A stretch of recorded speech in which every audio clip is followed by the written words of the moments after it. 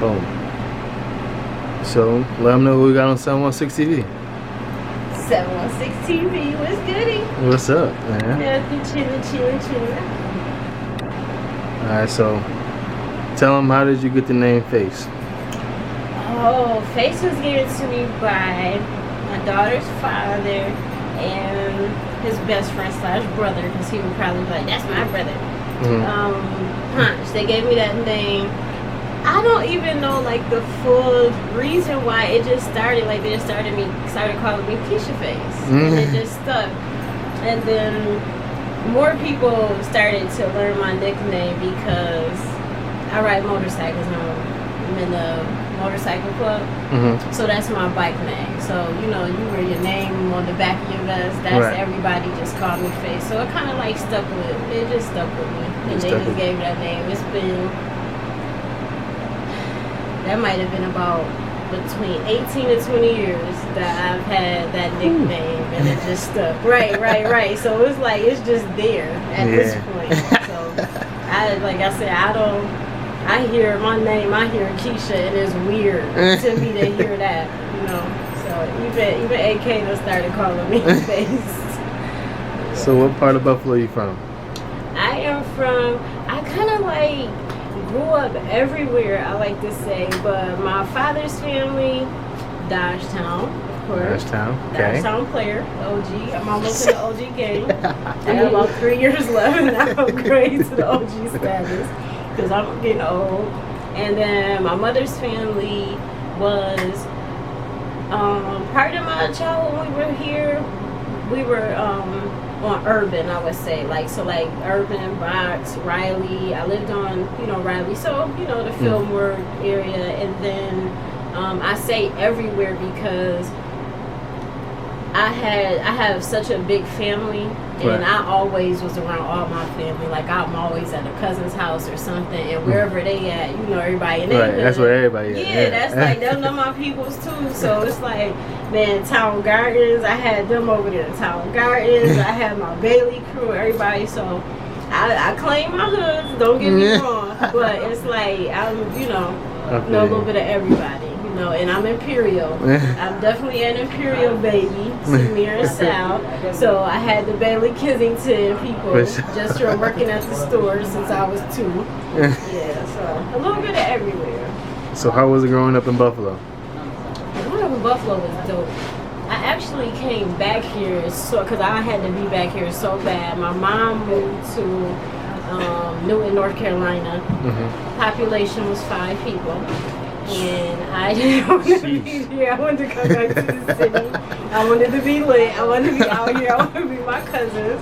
But it's funny though, because the older I get, the more I want to go back to that type of setting. So I can understand why my mom wanted to go to the country. Now I'm like, I'm so nervous. It'd be too many cars outside. I'm like, I gotta get.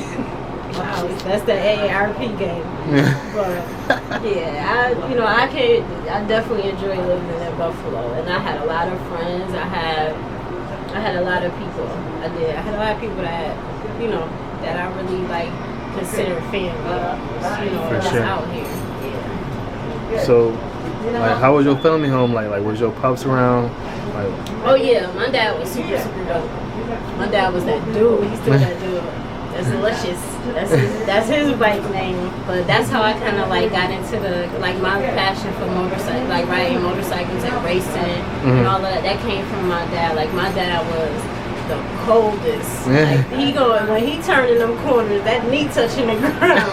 They used to be like, yo, your dad be on them corners, he could big change up. Yeah.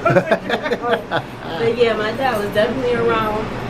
My dad, he's an architect. He's one of the coldest. He's very talented in his line of work. He built a lot. He's responsible for a lot of monuments in Buffalo. He did Maddie's. He did a lot of. His houses are so unique. So people know them. He always did different kind of style buildings and stuff. He was real out the box with it. So he was well known. And he was a snowplow king. He plowed snow, so everybody knows for that. Yeah, he was definitely that dude. Definitely. I love my father. So what you think was the hardest thing growing up in Buffalo? Like growing up, like when you was young. I can't really say. Everything was just lit. Man, it was lit. It was Everything lit was because lit. I didn't, you know what I'm saying? Like I didn't really have enemies and stuff like that. Mm-hmm. If I got into anybody, it was because you was messing with some of my people. So I'm Right. a protector. Like, I'm the pit bull on the porch, No, like for sure. trying to protect everybody. But I ain't really, I ain't had no beef like that. Mhm. I can go anywhere, any hood, and man, and I love people. You know what I'm saying? Like I love when people love me back, they support me. So I've always had a good, like I never really had no bad times in Brooklyn. You know? That's dope. Yeah. So, what is MS Who? Okay. MS Who, everybody say Miss Who, but MS actually stands for multiple sclerosis. Mm-hmm. And I was diagnosed with multiple sclerosis in 2016. However, I actually dealt with it my entire life. I remember this started when I was probably about 5 years old. But the thing was is that at that time they didn't, they misdiagnosed me, kind of say. They were trying to figure out, and then as I got older, my flare-ups mean like, extreme pain, can't really, do your day-to-day. Right. My flare-ups didn't really become a big issue until like 2009. So a lot of people didn't even know that I dealt with those kind of things. I didn't really talk about it, and I think I'm tough. So it was like I just eat that and keep it moving. But sure. when I found out, because dealing with it and not having answers and not feeling like I really had the proper care through doctors who you think you go to for answers. Right. I got, I really dealt with depression with this. It was really, really bad, and the stress. And it was like, I was, in the midst of a nervous breakdown because, I was really trying to get a grip on this, and it was almost like I couldn't. It was a domino effect. It was just disastrous in my life. It affected everything. I couldn't do what I wanted to. I couldn't provide how I wanted to, and that just didn't sit well with me, and it really stressed and depressed me. So I ended up having 3 strokes. Mm-hmm. So when I'm in the emergency room, and I have these strokes, they gave me an MRI. This MRI that I begged doctors for years, but you gotta get approved for stuff like that. They don't just give MRIs. It's expensive. You know how that goes. But through the MRIs, that was how I found out that I actually had MS. They told me, I was diagnosed with fibromyalgia, and as a kid, they said juvenile arthritis. It turned into rheumatoid arthritis. My blood work, was positive for all that stuff, but the MS was something that was like severe. That was the most severe thing I dealt with. So I had lesions on my brain and my, MRI, and that's when they told me that I had MS. So, gift and a curse, I guess. I knew what I had. I know how to, approach it, I guess. I could learn more about it. But it was difficult still, and it was getting worse as time went by. So what is Project Restore? Okay, Project Restore was, the way I came up with Project Restore, this is the real story. Mm-hmm.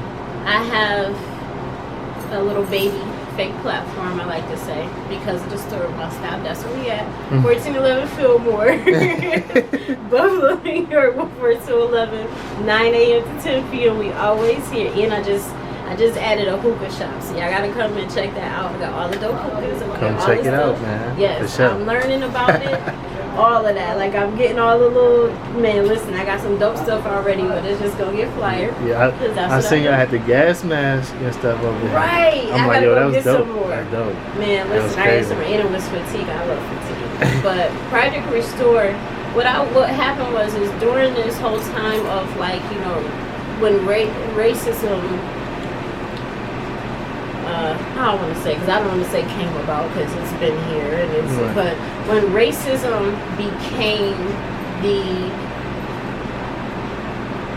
big thing again, because of what was happening, with the police, and, people were dying and killing people, right. And now it became, now we gotta, fight for our right, and, right.